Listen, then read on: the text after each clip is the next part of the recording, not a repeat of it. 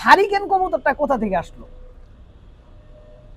Hurricane কবুতরটা তো আমার ছিল না, এটা আমার ওস্তাদের ছিল।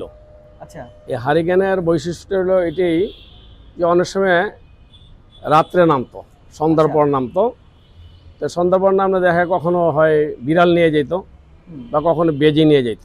আচ্ছা এই জন্যই আমরা ওই বামের মধ্যে হারিকেন লাগায় রাখছি। আচ্ছা। ওই বামের মধ্যে হারিকেন লাগায় রাখলেই ওই কবুতরটা বামের মধ্যে বসতো। গোলবাজি জিনিসটা কি আসলে? গোলবাজিটা হইলো কি যে আমরা 10 জনে মিল্লা ধরেন 100 কবুতর নিয়ে গেছি। হ্যাঁ। ওনাদের সাথে কথা ছিল, তো ওনারাও আমাদের এখানে 100 ছাড়ছে।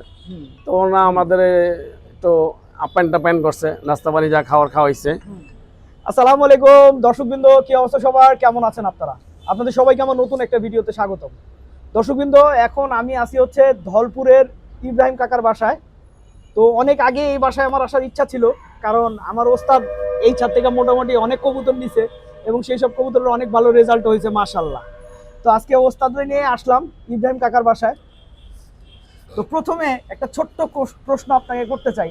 ছোটবেলা থেকেই শুনছি আপনার মুখে, ওস্তাদরে বলছেন, ওস্তাদ আমাদেরকে বলছে যে হারিকেন কবুতর, যে আপনার বেশ কিছু কবুতর ছিল, এগুলোর নাম হচ্ছে হারিকেন কবুতর।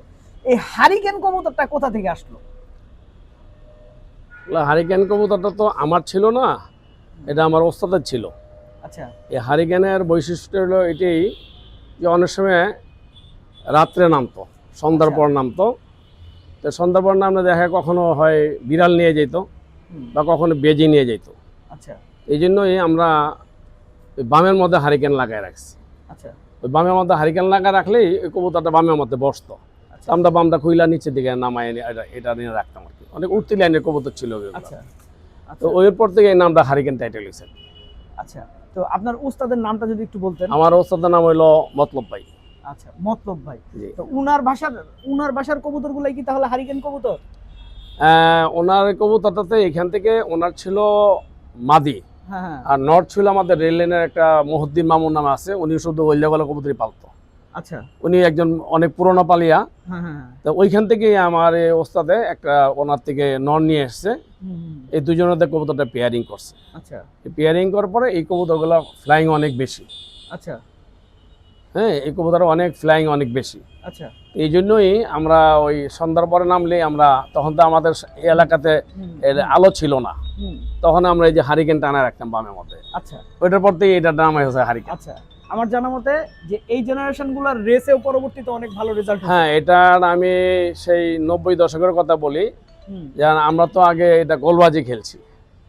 এই গোলবাজি খেলতে গিয়ে দেখা যাচ্ছে কি আমরা এই বংশালয় খেলছি, পরে লালবাগাল খেলছি, পরে রিয়াজ ব্যানারিসগুলো খেলছি, তারপরে আমরা একটা সাবার চলে গেছি। গোলবাজি জিনিসটা কি আসলে? গোলবাজিটা হইলো কি যে আমরা 10 জনে মিল্লা ধরেন 100 কবুতর নিয়ে গেছি। হ্যাঁ।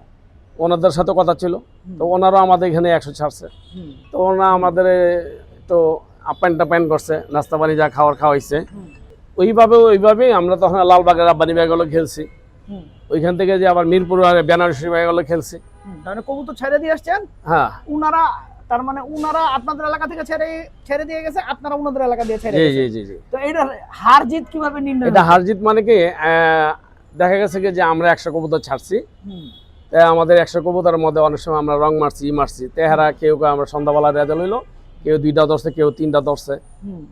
এইভাবে আমরা হার জিতটা বড় কথা না, কিন্তু আমরা একটা আনন্দটা বড় বন্ধুর মতন আমরা যে এটা করছি। আচ্ছা।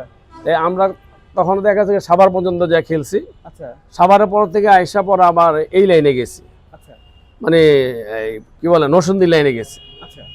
হ্যাঁ, তা আমরা নরসিংদী লাইনে গেছি, প্রথম দেখা গেছে মাতলে আলাগল আমরা গোলবাজি হয়েছে, আচ্ছা। তারপরে ডেমরা আলাগল হয়েছে, আচ্ছা। তারপরে আমুল্লা আলাগল হয়েছে, তারপরে আমরা মাধব দিয়ে গেছি, মাধব দিয়ে আলাগল হয়েছে, ওইখান থেকে পরে আবার নরসিংদী গেছি। আচ্ছা। আমরা এইভাবেই গোলবাজি গুলো খেলতাম। আচ্ছা, গোলবাজি ওই সময় তো আমাদের মধ্যে একটা আনন্দ ছিল, পিঠা খাওয়াইছে, আপ্যায়ন ছিল ভালো। এখন তো রেশারেশি। এখন রেশারেশি। আচ্ছা আচ্ছা। তো আপনার এই গেল হচ্ছে গোলবাজির কথা। তো ওস্তাদ তো মোটামুটি ইব্রাহিম কাকার থেকে অনেক কবুতর দিচ্ছেন, তো মাশাআল্লাহ কাকার কবুতর অনেক ভালো রেজাল্ট করছে। এখনো তো ওইসব জেনারেশন ভালো করতেছে মোটামুটি, আলহামদুলিল্লাহ এখনো ভালো করতেছে। তো আসলে কি পুরনো কবুতর বা যারা, এরা কবুতরের মূল বুঝে, ঠিক আছে? তো এই মূল বুঝার কারণেই আসলে আমরা এখনো পুরনো ভুলে যাচ্ছি, শুধু নতুন নিয়ে ঘুরতেছি। পুরনো যারা আছে যাদের আসলে চুল দাড়িতে একটু পাক ধরছে, উনাদের জ্ঞানটা আমাদের সবসময় আসলে দরকার হবে। এটাই হচ্ছে চিরন্তন বাস্তবতা। তো দর্শকবৃন্দ, ভিডিওটা আমি এখানেই শেষ করব। আপনারা সবাই ভালো থাকবেন, 5 ওয়াক্ত নামাজ পড়বেন। আসসালামু আলাইকুম।